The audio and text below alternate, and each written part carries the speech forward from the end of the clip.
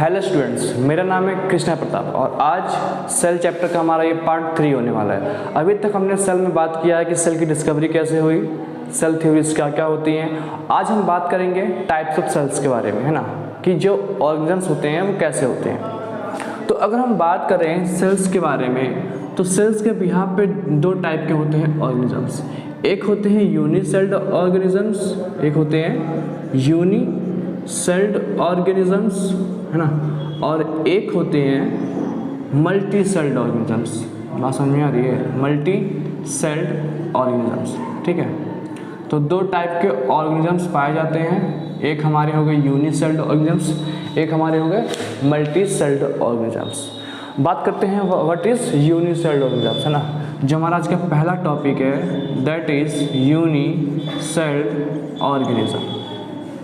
तो यूनिसेल्ड होता क्या है? The organism which made up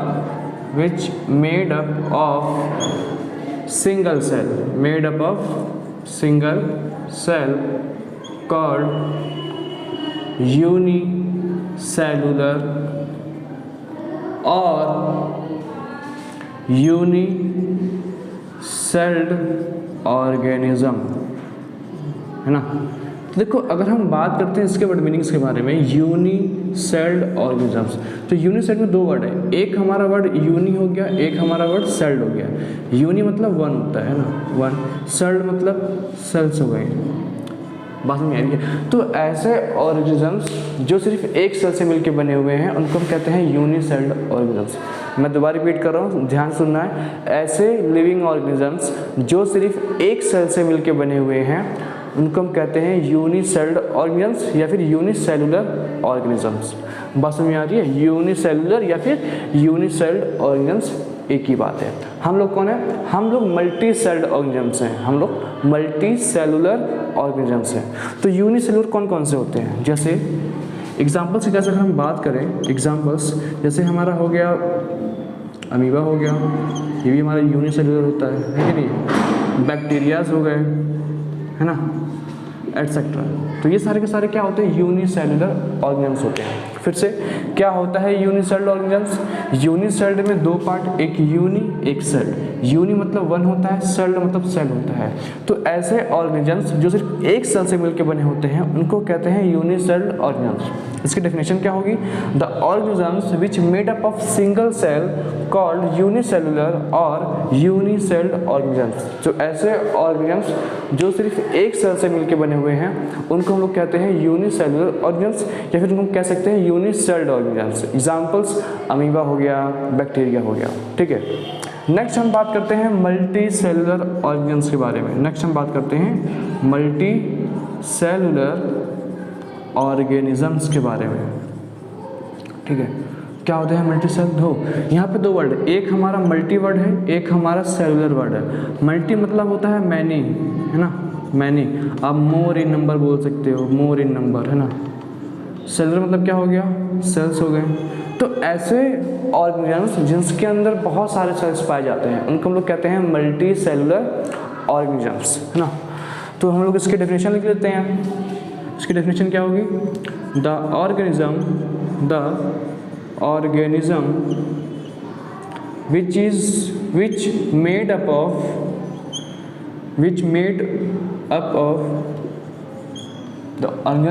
which made up of many types of cells, है ना, cells called multicellular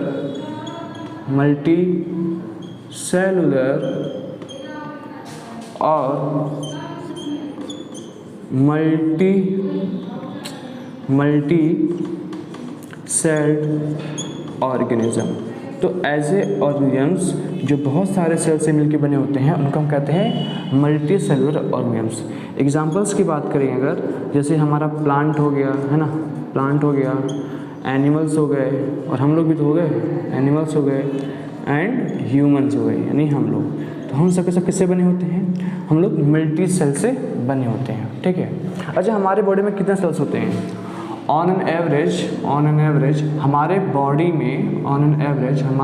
में 100 ट्रिलियन सेल्स होते हैं, है ना, 100 ट्रिलियन सेल्स पाए जाते हैं। एक मैं इसको रिवाइज करवा दे रहा हूँ, है ना। ऑर्गेनिजम्स दो टाइप के होते हैं, एक हमारे हो गए यूनिसेलुलर, एक हमारे हो गए मल्टीसेलुलर। क्या होते हैं unicellular? The organisms which made up of single cells called unicellular. ऐसे ऑर्गेनिजम्स जो सिर्फ एक सेल से मिलकर बने हुए हैं उनको कह देंगे यूनिसेलुलर, और जो बहुत सारे सेल से मिलकर बने हुए हैं उनको बोल देंगे मल्टीसेलुलर। जैसे हम हो गए प्लांट्स, एनिमल्स, ये सब क्या है? मल्टीसेलुलर हो गए। अमीबा हो गया, बैक्टीरिया हो गया, ये सब क्या है? हमारे यूनिसेलुलर ऑर्गेनिजम्स हैं।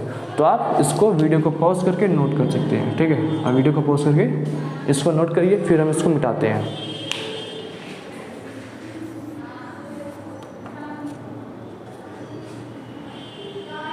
चलिए, तो ये तो बात हो गई डेफिनेशंस के बारे में, क्या होते हैं यूनिसेलुलर, क्या होते हैं मल्टीसेलुलर। अब हम इनके डिफरेंस की बात कर लेते हैं। भाई दोनों में डिफरेंस क्या है कि नहीं है?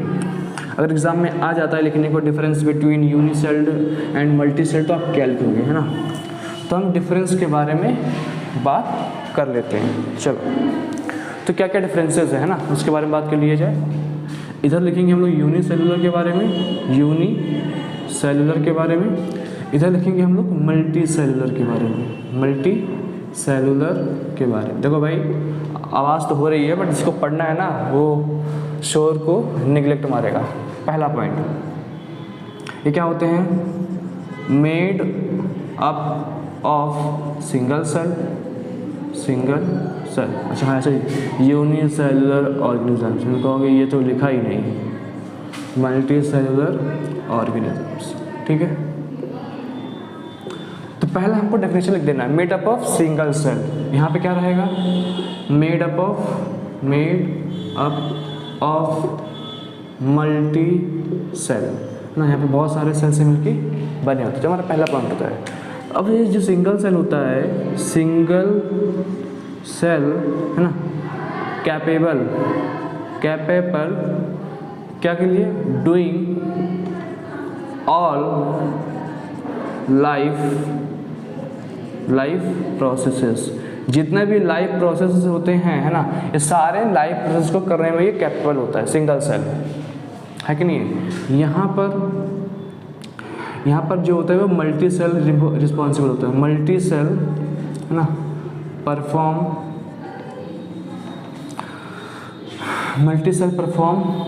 All life processes. जितने भी लाइफ प्रोसेस होते हैं हमारे में मल्टी सेल्स मिल्स के करते हैं, बहुत सारे सेल्स मिल के करते हैं। थर्ड डिफरेंस, मतलब इनमें डिवीजन ऑफ लेबर नहीं होता है, इनमें डिवीजन ऑफ लेबर अब्सेंट होगा। इनमें डिवीजन ऑफ लेबर क्या होगा? अब्सेंट होगा, है कि नहीं। लेकिन यहाँ पे क्या होता है? यहाँ पे डिवीजन ऑफ, भाई इतना शोर, डिवीजन ऑफ लेबर यहाँ पे क्या रहता है? प्रेजेंट रहता है कि नहीं। तो यहाँ प्रेजेंट लेबर प्रेजेंट, समझाएंगे क्या होता है। नेक्स्ट हम बात करते हैं साइज के बारे में। इनके जो साइज होता है दैट इज़ 1 to 10 माइक्रोमीटर। इनके साइज की बात करते हैं दैट इज़ 5 to 100 माइक्रोमीटर के बारे में बात हो गई, है ना। कितने डिफरेंसेस हो गए? 1 2 3 4, है ना। यहाँ पे 4 डिफरेंसेस हो गए।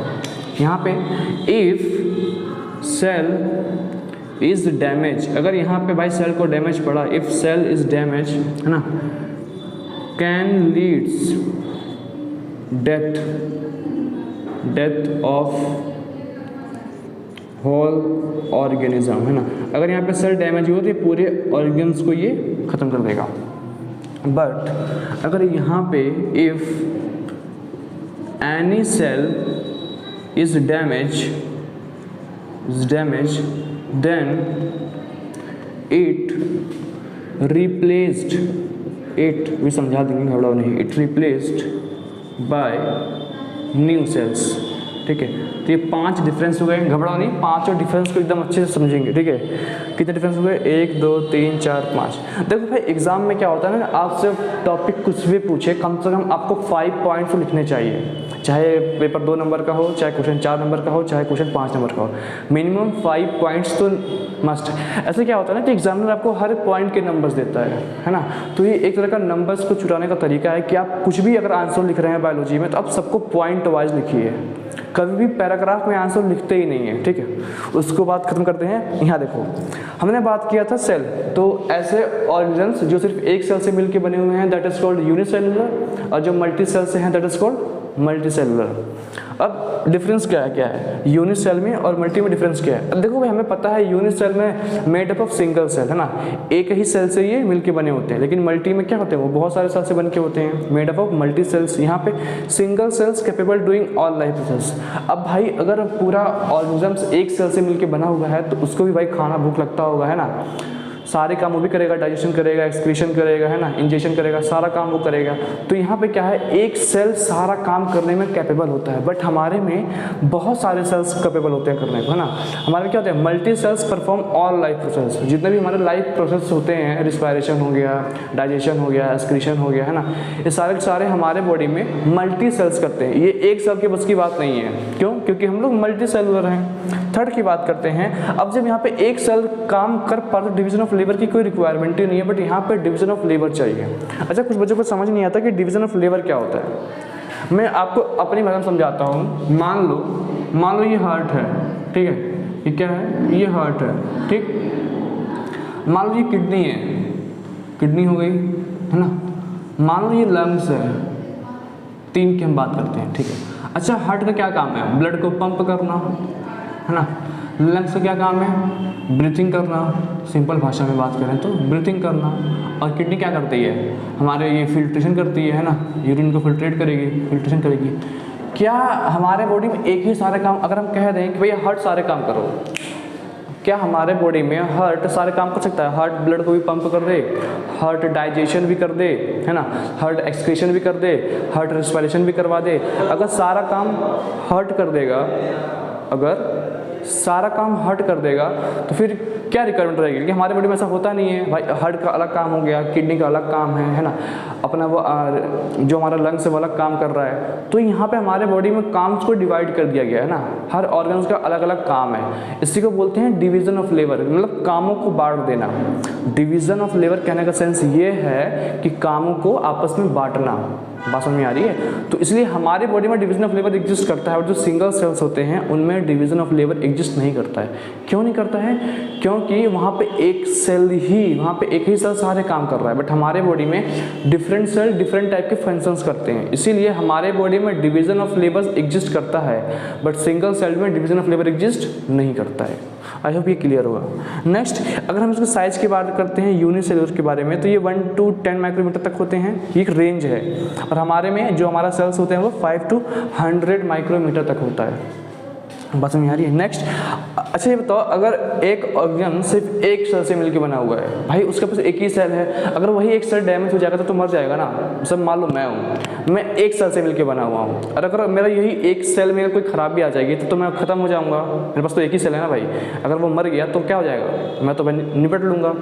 बट जो मल्टी सेलुलर्स होते हैं, जैसे मान लो हमको चोट लग जाती है कहीं पर भी, है ना, तो वहाँ के सेल से डैमेज हो जाते हैं, बट हम मरते कहाँ हैं? वो जो सेल से डैमेज होते हैं उनको हम न्यू सेल से क्या कर देते हैं, रिप्लेस कर देते हैं। तो हमारे बॉडी में अगर सेल्स डैमेज होते हैं तो वो न्यू सेल से रिप्लेस हो जाते हैं। बट भाई एक ऐसा ऑर्गन जो एक ही सेल से मिलकर बना हुआ है, अब अगर उसी को कुछ हो जाएगा, है ना, एक बेचारे के पास एक ही सेल है, अगर उसको भी कुछ हो जाएगा तो पूरा खत्म हो जाएगा ना ऑर्गेनिजम्स, तो सारे के सारे क्या हो जाएंगे, ऑर्गेनिजम्स मर जाएंगे। बस समझ में आ रही है? तो ये 5 पॉइंट्स हैं, है ना। तो इसलिए कहा जाता है कि अगर एक सेल भी, अगर इफ सेल इज डैमेज, अगर कोई भी सेल्स में डैमेज होता है, can lead death of the whole organisms, है ना, पूरे के पूरे सबको निपटा देगा। लेकिन अगर हमारे में कोई भी सेल अगर डिस्टर्ब होता है, डैमेज होता है, तो उसको हम दूसरे सेल से क्या कर देते हैं, रिप्लेस कर देते हैं। भाई बात समझ में आ रही है ना, हम इसको दूसरे सेल से क्या कर देते हैं, रिप्लेस कर देते हैं। तो ये हमारे 5 डिफरेंसेस हो गए यूनिसेलुलर में एंड मल्टी सेलुलर में। आई होप कि आपको ये डिफरेंसेस क्लियर हुए होंगे, है ना। वीडियो को बहुत ही छोटा रखें क्योंकि मेरे पास भी बहुत कम टाइम है भाई, हमारा भी टेस्ट होता है, पेपर होता है ना।